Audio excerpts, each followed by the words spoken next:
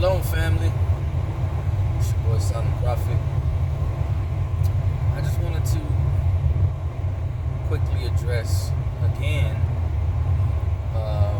something I keep seeing in Israel over and over and over again, and it's this pride, this ego, in regards to being an Israelite or being a Hebrew, whatever you want to call it, right? A lot of you guys may not know this, but that whole modern day black man, black woman, Hispanic woman, Native American man, Native American woman, all of these guys are of the 12 tribes of Israel. That is a doctrine that was created. And I'm going to tell you why it's so popular. Because when you take a people, right, and when you do your research, you'll understand that there really is no race. Race is something that was created as a societal construct.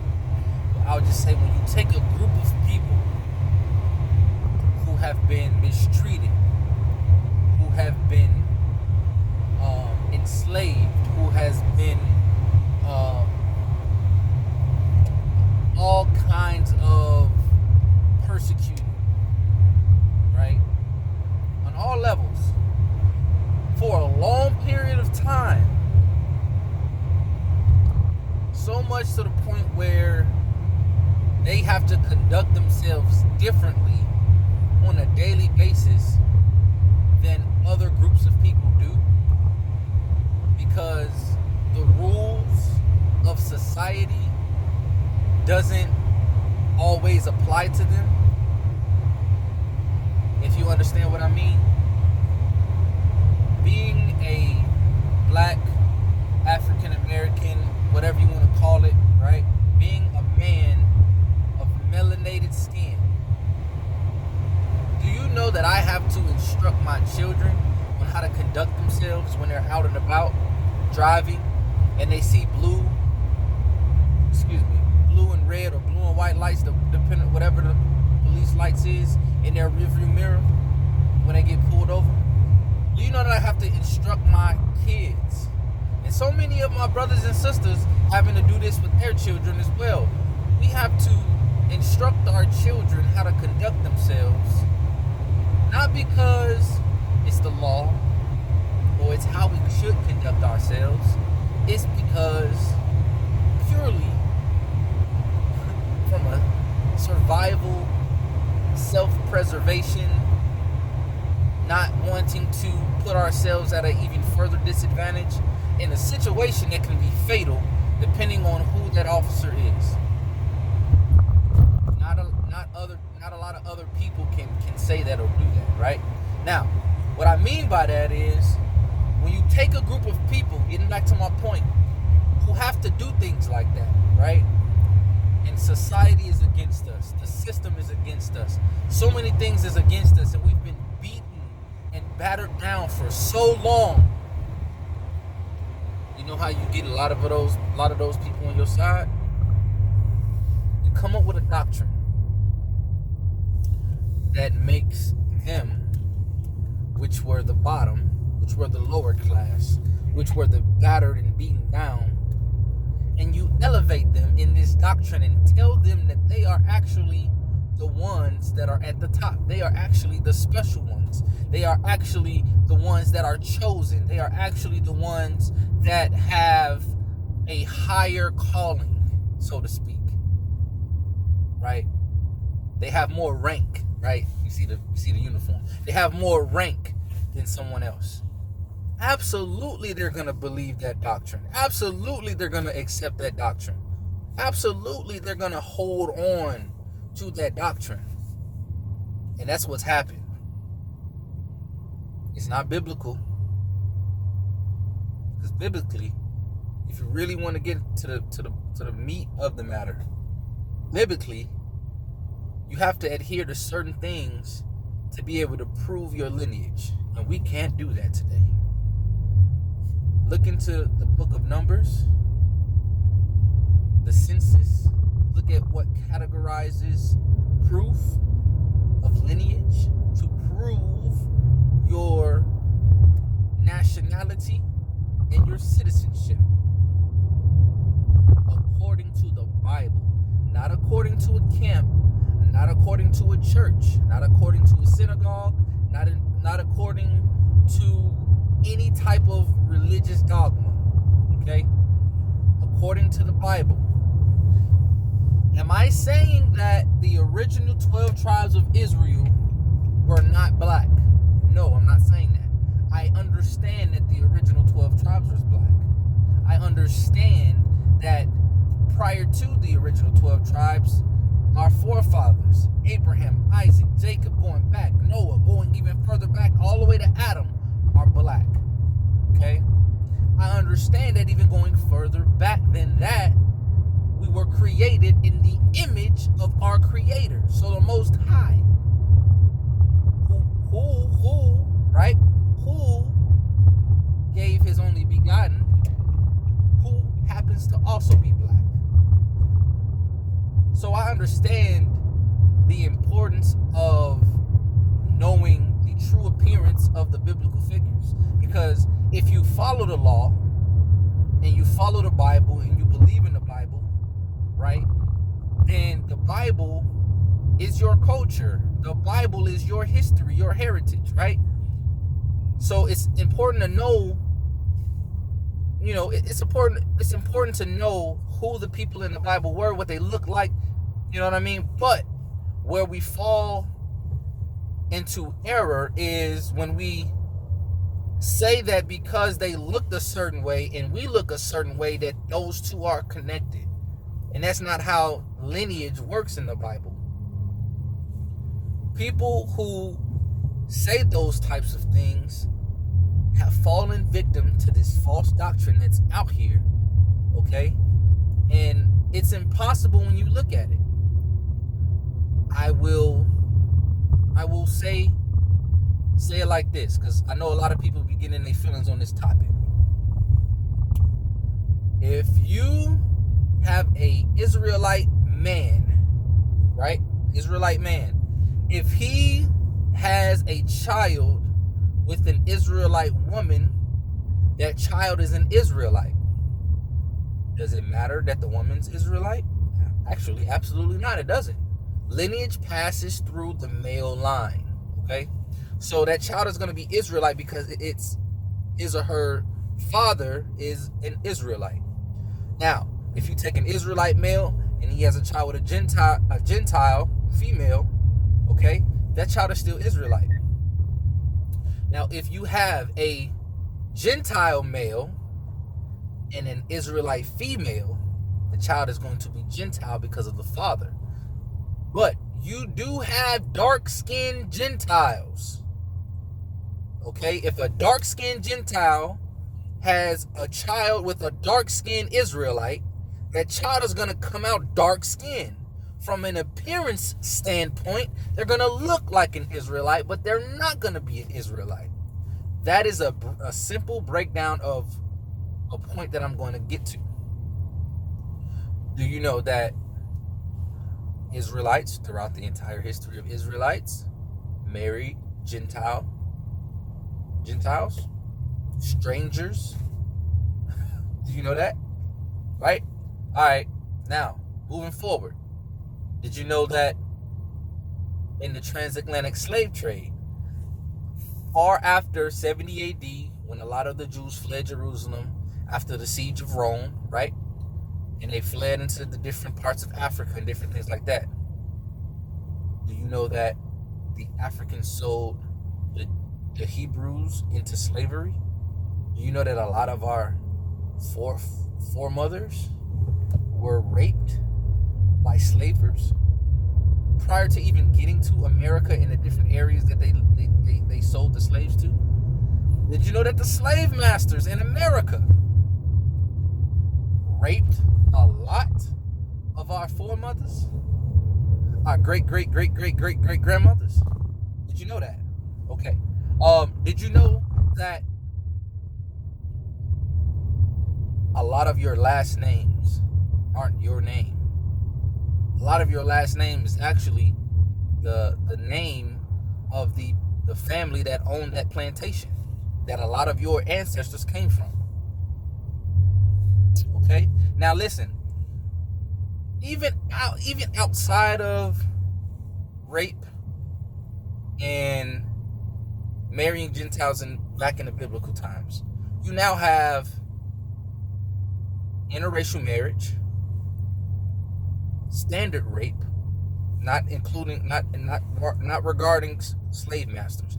I'm just talking about standard old rape, right? Standard old rape, interracial marriage, a complete change in societal construct because we are now of a westernized understanding being over here where we are and not an easternized understanding being back where we came from. If you follow our bloodlines back, not everybody falls into the category of an Israelite according to the requirement of the Bible. I had a conversation about this same topic with someone, and they said, well, what about the Most High, his power? He has enough power to renew that bloodline. And I said, but where does it say that in scripture? Right? If you go all the way back to biblical time and a dark-skinned Gentile had a child with a dark-skinned Israelite, and that Gentile son that came out married an Israelite, they're gonna all look Israelite. They're gonna all look dark-skinned. And that line keeps going down and down and down and down and down. What about it then? Are you an Israelite? Your great-great-great-great-grandfather might have been a Gentile. You don't know. That's what I'm saying. Unless your family kept strict records, okay? Kept strict records, kept those receipts, then you can't be claiming to be a bloodline Hebrew Israelite. It doesn't make sense. And the reason why I'm talking about this topic again is because so many people get caught up in being an Israelite. And they elevate being an Israelite over serving the Most High. You go to these pages, right? I begin friend requests, and then I click on the person because I'm like, I don't know this individual, so I'm gonna go check their page out before I just respond to a friend request. And I check that page out. First thing I see, daughter of the Most High, Hebrew Israelite, tribe of whatever, son of the Most High, tribe of whatever. Like, they so proud of pushing this lineage doctrine. And then I scroll down and I see nothing but worldly ass posts. Nothing to elevate the Most High, nothing to give praise and worship, nothing to encourage your brother, your sister, nothing scriptural. It's all memes and basic shit. But you claiming this, right? And then when I address it and I say, hey, listen, I have all the proof, I can give you all the scriptures, I can give you all of my research that I've conducted over the past 3 years regarding this same topic. A lot of them be like, oh no, bro, I'm good. You ain't got nothing you can tell me. So you're not even willing to look into the information because I'm trying to help you. I'm trying to save you. Because a lot of y'all getting caught up in this doctrine bullshit, right? A lot of y'all getting caught up in this doctrine bullshit, and it's becoming a stumbling block to you because now being an Israelite has become your idol. You too worried about being special, feeling good, right? Quick to put another race down, banging on the white man. Oh, white man this, white man that. Esau this, Esau that. Devil this, devil that. Satan this, Satan that. Y'all don't even understand it. Y'all sound a lot like the people y'all bang on. And then you got the nerve to talk about Christians and Christianity. I tell you what though, in some ways, I take a Christian over a Hebrew Israelite anyway, any day. Because yes, they misunderstand the scriptures just like Hebrew Israelites do. However,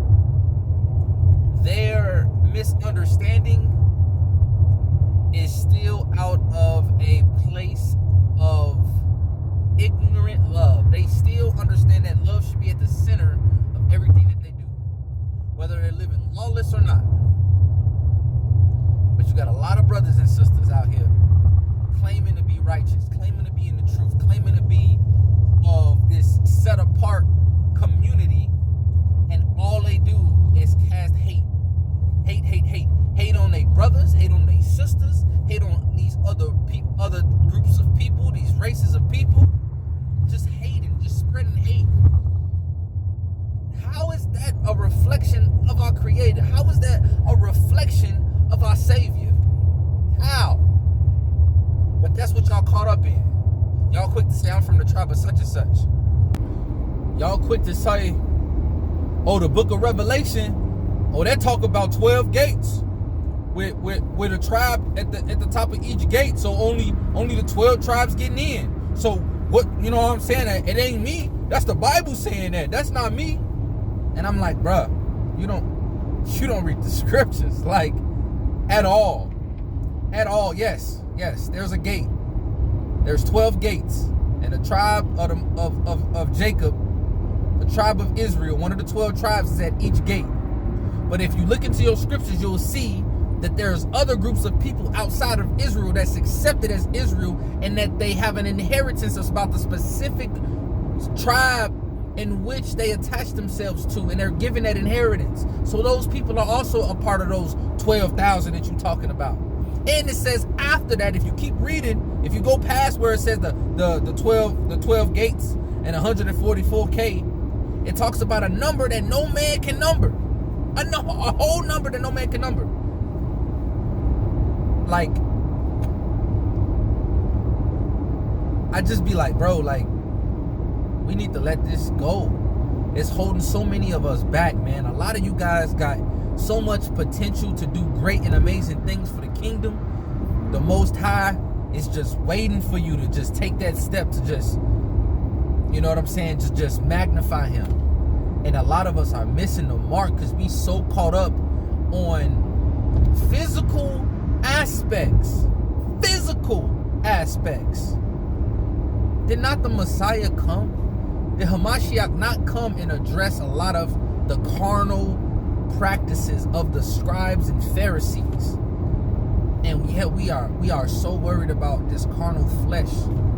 We should be trying to remove ourselves and separate ourselves from the flesh and live in the spirit, move in the spirit. But yet we got so many people worried about physical things. And my favorite, here's my favorite one. What about Deuteronomy 28? What about Deuteronomy 28, verse 68? That's the transatlantic slave trade right there. That is not the transatlantic slave trade. Deuteronomy 28 is not talking about the transatlantic slave trade. If you look in the book of Baruch, all right? If you look in the book of Baruch, it talks about the Babylonian captivity. It talks about Israel being carried away into Babylon, and they were enslaved and held captive in Babylon. It also, more specifically, go to the book of Baruch now, it also specifically addresses the curses in Deuteronomy. They knew. Here's the things to take away from Baruch. One, the people of Israel during that time knew the prophecies, the blessings and the curses that Moses instructed them in Deuteronomy. In the book of Baruch, that you got to understand, the Bible is also chronological. So they knew about the curses and the blessings. They were aware of that time frame. So for them to mention the curses from Moses lets you know, it gives you some background information that they knew exactly what they were talking about. They're not talking about, oh, Moses told us the curse is going to be us being carried away captive to America on slave ships. Deuteronomy 28 is not talking about modern day Western culture. So in going back to Baruch, not only do one, they understand the culture, two, they specifically name drop Moses and name drop the curses from Moses. Go back to the Old Testament. How many times did Moses address Israel and tell them about curses? Specifically curses. Over and over you see, Moses is speaking to them and instructing them like, yo, you need to follow the Most High, you need to follow the Most High. But specifically in regards to curses. So when the people at the time of the Babylonian captivity is talking about how they failed to serve the Most High, how they sinned against the Most High, how the Most High's wrath was upon them, how they are living these curses. Specifically the curses from Moses, and they were carried away captive to Babylon. Deuteronomy 28 and 68 does not hold up. It can't hold up in regards to saying that it's talking about the transatlantic slave trade anymore. We got to understand, the Bible was written at a specific time about a specific people, not to me and you today. We can read to understand the history, understand certain things, and understand certain aspects to apply them to our lives. But the Bible wasn't written to me and you. The Bible was written to the people of that time, or the people of the time. Like if it gives a prophecy and it's talking about a prophecy about a certain people, it's being written to the people of that time, referring to the people that it's going to affect in regards to the prophecy, however long is, if the prophecy is 100 years out or 200 years out, whatever. But we're trying to apply 2022 to biblical times. It doesn't always work out like that. Has every prophecy been fulfilled? No, I'm not of that understanding. But when you just try to make everything about us to continue to try to hold up this false doctrine, it just don't make no sense. It doesn't make any sense whatsoever.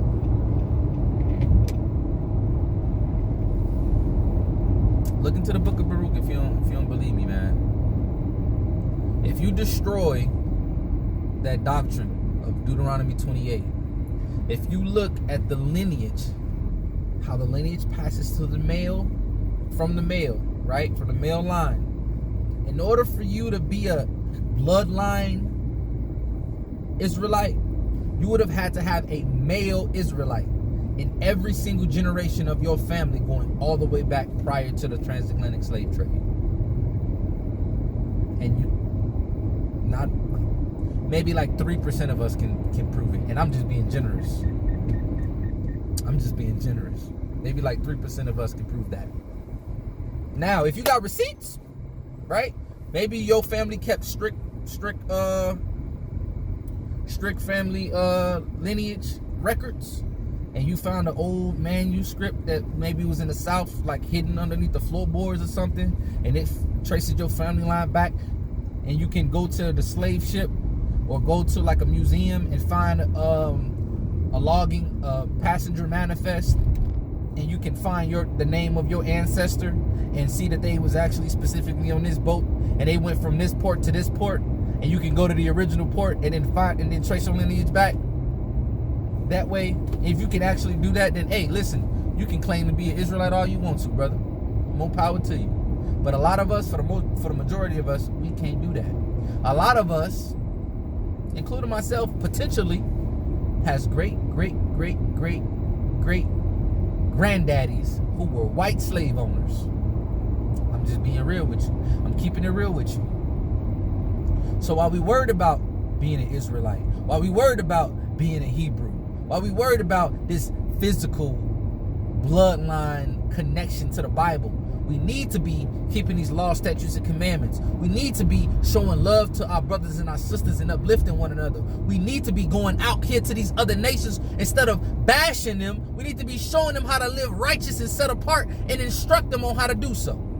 That's what we need to be doing. Stop worried about what tribe you from. It don't fucking matter. It doesn't matter. It don't matter. Why are we worried about shit that don't matter? We need to worry about sticking to the book. That's what we need to be worried about.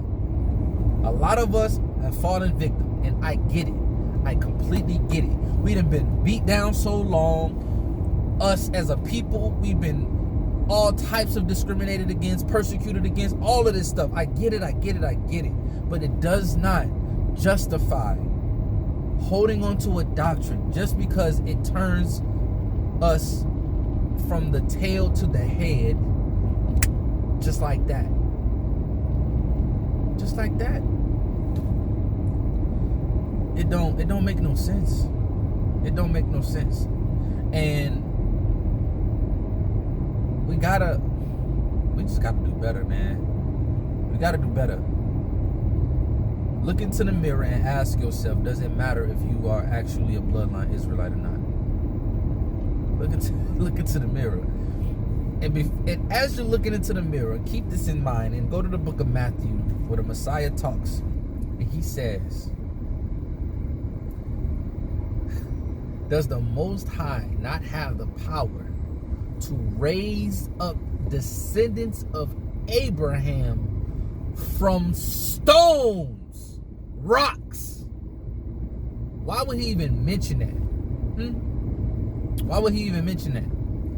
AKA, this bloodline that you holding on to is pointless. If you're not keeping the law, statutes, and commandments, if you don't believe on the Messiah, if you don't believe in the Most High, if you're not living righteously, then you could be a Hebrew all you want to be and still get your ass sent to hell when it's all said and done. That's facts. That's facts. I'm going to keep it 100 with y'all. I'm going to keep it a whole 100 with y'all. I got nothing else to do but keep it a band. Cause I'm not here to discourage you. I'm just being real. All of that energy that a lot of y'all are spending on shalom brother, shalom sister, shalom, shalom. I'm from the tribe of Judah. I'm from the tribe of Benjamin. I'm from the tribe of Levi. I'm from the tribe of... All of that energy, bro, you could be put into enhancing your understanding of the scriptures, getting more in touch with the spiritual, getting closer to the Most High in your relationship, and being able to live and exhibit that knowledge, wisdom, and understanding, and those behaviors out in public, so others can watch you and witness you and be willing to seek the Most High because they see how you act and move. A lot of people watch you, bro. When you go out in public, a lot of people watch you. They watch how you move. They watch what you say. They listen to what you say. They watch how you behave, how you navigate certain situations. If you on social media, people watching what you post. You feel me? Like, we got to do better. I harp on this topic a lot because this topic is very, very important. And I do believe that it's on that level of a salvational issue. Because if you just showing hate and demonstrating hate, you done already kind of highlighted the type of person you were. And if you understand what I'm saying. But man, look, I'm not gonna be on here too long. I'm about to get off, but take that to heart, man. If any of y'all want to talk about this offline, you can email me. I'll put the email in the description below. But it's lyrical.entertainment21@gmail.com. lyrical.entertainment21@gmail.com. If you got me on social media, hit me up on social media. But man, we got to do better. Love the Most High. Love each other. Love the Most High. Love each other. Keep His commandments. It ain't say nothing in the Bible about be an Israelite. I'm just saying. If you are an Israelite, it's because you keep His commandments. And you love the Most High. And you love Hamashiach. That's what being an Israelite is. That's what being a Hebrew is. Because being a Hebrew is a culture. It's a culture. We conduct ourselves a certain way. We live a set apart life a certain way. We abstain from eating certain things a certain way. We shake and move differently. We think differently. Our spirits are different. You feel me? It's not because our ancestors were, a specific people. But, yeah. Shalom. Take it easy, y'all.